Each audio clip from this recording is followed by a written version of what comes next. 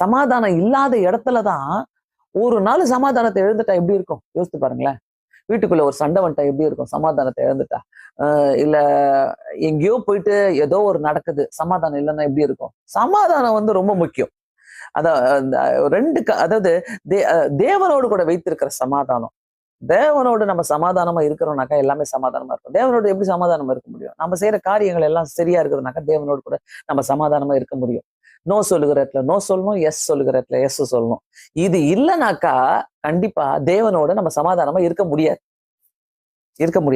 ஒருவேளை இதை நீங்க பார்த்துட்டு இருக்கிறீங்கனாக்கா தயவு செய்து உங்களுடைய ஐடியாஸும் நீங்க பதிவு பண்ணுங்க.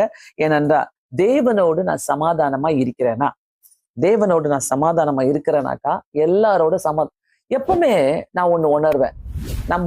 நம்ம சமாதானம் இல்லாத காரியத்துல பைபிளை தூக்கி உங்க முன்னாடி வைங்களேன், முட்டி போடுங்களேன், பைபிளை வாசிக்க ஆரம்பிக்குங்களேன். உங்களுக்கு எங்க சமாதானம் இல்லையோ அங்க வந்து அது அப்படியே உங்க கண் எதிர்க்க நிற்கும். அப்படியே நிற்கும். அந்த மனசுக்குள்ள வரும், நீங்க பைபிள் வாசினே தான் இருப்ப.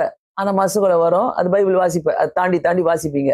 அது திருப்பி ஒரு ஜபத்தை பண்ணுவீங்க, அது வரும். 10 தடவை அந்த காரியம் உங்க கண் முன்னாடி வந்துட்டே போவோம். அப்போ நீங்க ஆண்டவர்கிட்ட சரிப்படுத்துங்க. ஆண்டவரே, இந்த காரியத்துல நான் சமாதானமா இல்லாம இருக்கிறேன். சமாதானம் வந்து யாரோ வந்து உங்களை தேடிக்கிட்டு கொடுக்கிற சமாதானம் கிடையாது. நீயே அதை சரிப்படுத்திக்கணும். நீ அதை சரிப்படுத்தணும். எத்தனை பேர் இதை புரியுதுன்னு தெரியல, எத்தனை பேருக்கு இது வந்து இதை சரிங்கன்னு தெரியல.